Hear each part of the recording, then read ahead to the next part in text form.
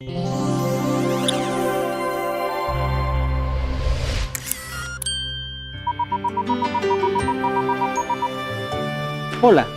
bienvenidos a la serie Principios de Fe.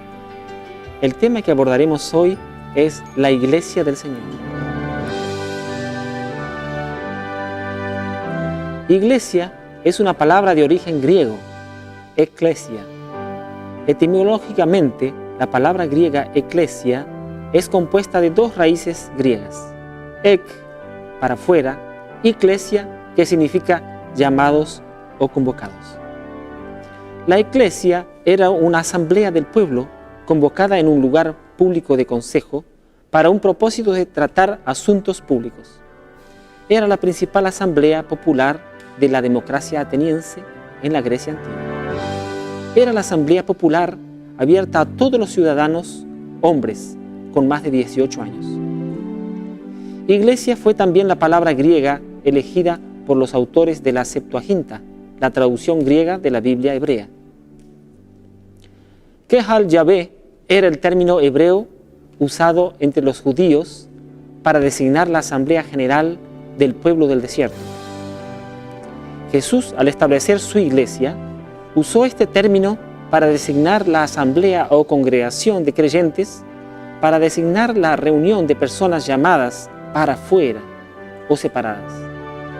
Indica un grupo de personas que están reunidas, porque fueron convocadas, porque alguien las llamó para aquella reunión.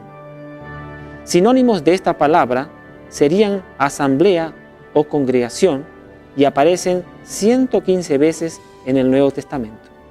Así como Dios estableció la organización y la autoridad a través del sistema de gobierno civil, Él también instituyó a través de su iglesia el orden y la autoridad eclesiástica. Él la estableció para dirigir, cuidar e instruir en asuntos espirituales.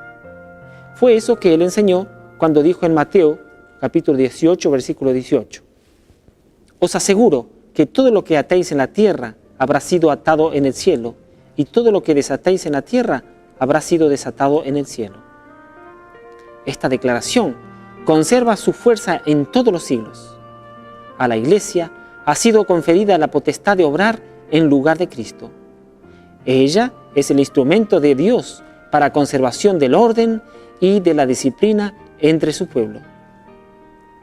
Después de la era patriarcal, el Señor eligió a Israel como su pueblo e iglesia en el desierto y la organizó con varios propósitos: establecer el orden, proveer los recursos para el sostén del sacerdocio, elegir líderes, mantener los principios de la palabra de Dios y mantener inalterables los rituales del santuario, entre otros aspectos. Con propósitos semejantes, Él organizó la iglesia del Nuevo Testamento, solamente actualizando y agregando algunos aspectos para la nueva iglesia, tales como la adoración por parte de los redimidos, como está registrado en el libro de los Hechos, capítulo 2, versículo 47. Nos dice: alabando a Dios y disfrutando la simpatía de todo el pueblo, y el Señor agregaba cada día a la iglesia a los que iban siendo salvos. Para que haya cuidado recíproco por parte de los miembros de la iglesia, como exhorta el apóstol Pablo en su primera epístola a los Corintios, capítulo 12, el versículo 23. Para que no haya división en el cuerpo, sino que sus miembros se preocupen los unos por los otros. Otro grande y principal propósito era para predicar el Evangelio del Reino en el mundo entero, según la orden del Maestro, registrada por Mateo en su Evangelio en el capítulo 28, versículos 19 y 20. Por tanto, id y haced discípulos en todas las naciones, bautizándolos en el nombre del Padre, del Hijo y del Espíritu Santo, enseñándoles que guarden todo lo que os he mandado. Y yo estoy con vosotros todos los días hasta el fin del mundo. Otro de los motivos que justifican la creación de la iglesia era para la exhortación de unos a otros en amor, con el fin de que haya crecimiento en el cuerpo, según carta a los Hebreos, capítulo 10, versículos 25. no dejando de congregarnos como algunos tienen por costumbre, sino animémonos unos a otros, y tanto más cuanto veis que aquel día se acerca. Otro gran objetivo era a fin de ordenar y enviar pastores y obreros a los diversos campos misioneros alrededor del mundo, según lo registra el apóstol Pablo en su primera carta a Timoteo, capítulo 4, el versículo 14. No descuides el don que está en ti, que te es dado por profecía, con la imposición de las manos del presbiterio. Los mismos propósitos para con la Iglesia del Nuevo Testamento son aplicados a la Iglesia de Dios hoy. A pocos años de su surgimiento, la lideranza del movimiento adventista comprendió que al aumentar más y más sus miembros, sin alguna forma de organización, habría gran confusión y la obra no se realizaría con éxito. La organización era indispensable para proporcionar sostén al ministerio, para que la obra en nuevos territorios fuera dirigida de manera óptima, para proteger tanto a las iglesias como a los ministros de los miembros indignos, para retener las propiedades de la iglesia, para publicación de la verdad por medio de la prensa y para muchos otros objetos. Aquellos que desean hacer parte del pueblo de Dios deben tener en mente que a ejemplo de la iglesia del pasado hay privilegios y deberes, como tiene todo miembro del cuerpo humano, el cual Dios usó para ilustrar el funcionamiento de su cuerpo, que es la iglesia. Veamos algunos de los privilegios que disfrutamos al tornarnos miembros de la iglesia del Señor. Primero, recibir el bautismo, como lo encontramos en el libro de los Hechos, capítulo 8, versículo 38, que nos dice: y mientras seguían su camino, llegaron a un lugar donde había agua, y el eunuco dijo: aquí hay agua, ¿qué impide que yo sea bautizado? Felipe le dijo: si crees de todo corazón, bien puedes. El etíope respondió: creo que Jesucristo es el Hijo de Dios. Entonces mandó parar el carro, y los dos, Felipe y el eunuco, descendieron al agua, y Felipe lo bautizó. Participar de la alianza entre Dios y su iglesia, hecha con aquellos que entran en pacto con Él, como lo registra el apóstol de los gentiles en su primera carta a los Corintios, nos dice: y después de dar gracias, lo partió y dijo: tomad, comed, esto es mi cuerpo que por vosotros es partido, haced esto en memoria de mí. De igual modo, después de haber cenado, tomó la copa y dijo: esta copa es el nuevo pacto en mi sangre. Cada vez que la bebáis, bebedla en memoria de mí. Otro de los deberes que el miembro tiene como privilegio es de asistir a reuniones, ejercer cargos de iglesia, tales como anciano, diácono o diaconisa, dirigente o director, secretario, profesor o músico, cantor, predicador y muchos otros.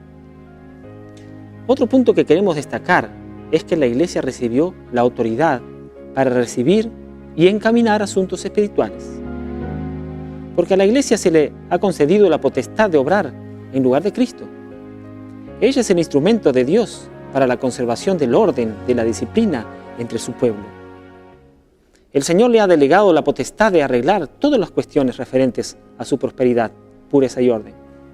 A ella también le incumbe la responsabilidad de excluir de su comunión a los indignos, que por su conducta contraria a la de Cristo deshonrarían la verdad.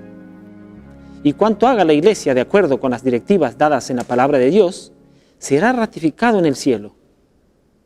Así que el cuerpo de creyentes tiene la autoridad para tomar medidas disciplinarias en la iglesia, que no son para castigar al miembro que yerra, desobediente, sino para ayudarlo a ver su propio peligro y seguir en el camino correcto. Y también para que entienda que el Señor no le agrada ver a sus hijos en el error.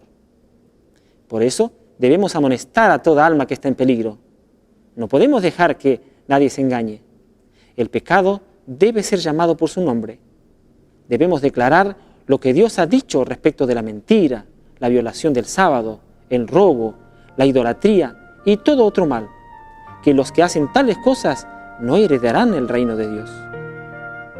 Si persisten en el pecado, el juicio que ha sido declarado por la palabra de Dios es pronunciado sobre ellos en el cielo. Al elegir pecar, niegan a Cristo. La Iglesia debe mostrar que no sanciona sus acciones, o ella misma deshonra a su Señor. Debe decir acerca del pecado lo que Dios dice de él. Disciplinar a un miembro no es un trabajo que la Iglesia desee realizar, pero a veces este triste trabajo necesita ser hecho. De igual manera, ningún miembro desea pasar por este proceso. Pero si hubiera necesidad de esto, aquel que es merecedor de disciplina se debe conformar y consolar en los textos de la palabra de Dios que serán leídos a continuación.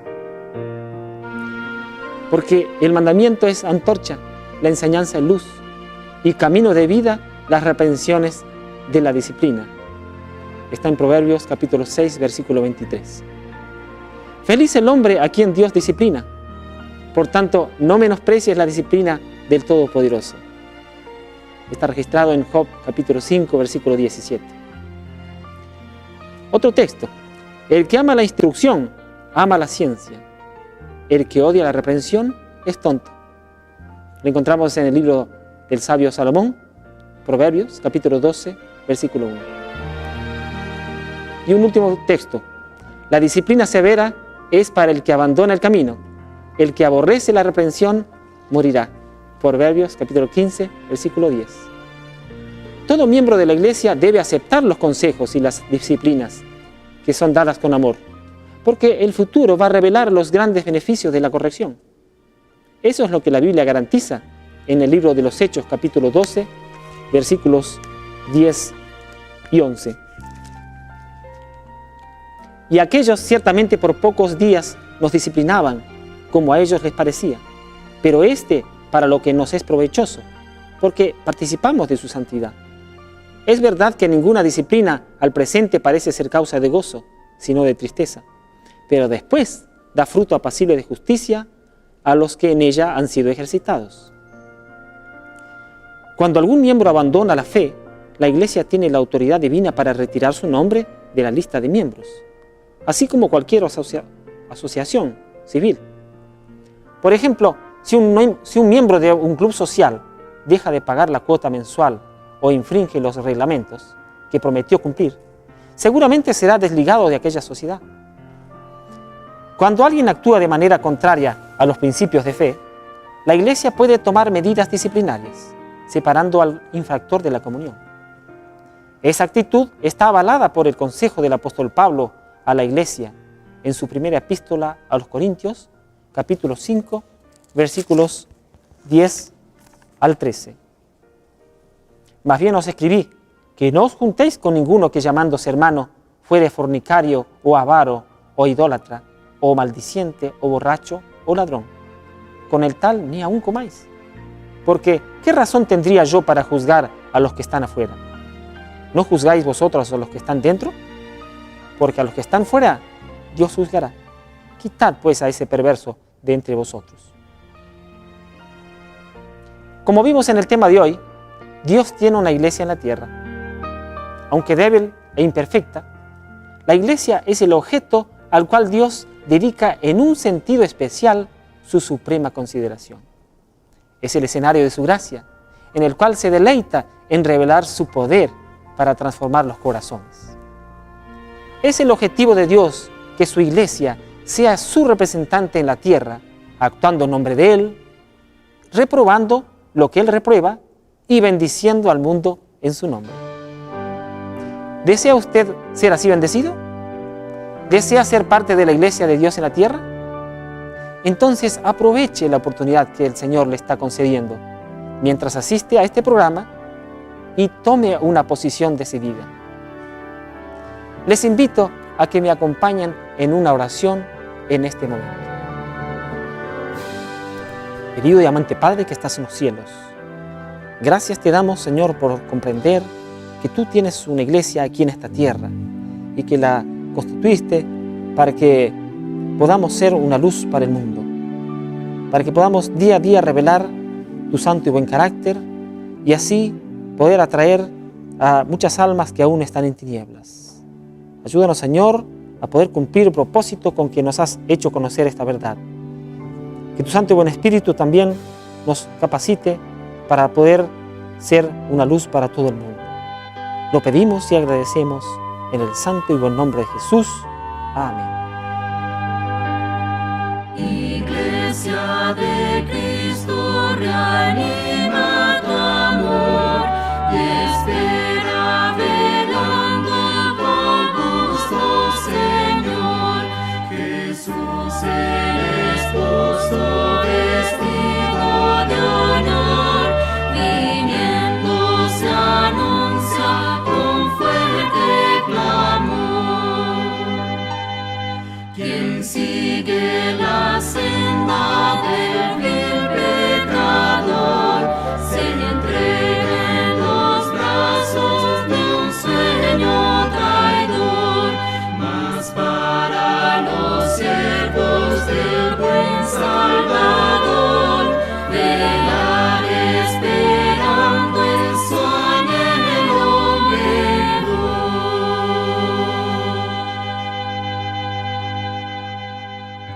Bueno, me despido deseándole las más ricas bendiciones y nos vemos en el próximo programa, donde estudiaremos el importante tema, el bautismo y la Santa Cena. Que Jesús le conserve en paz y le guarde. Amén.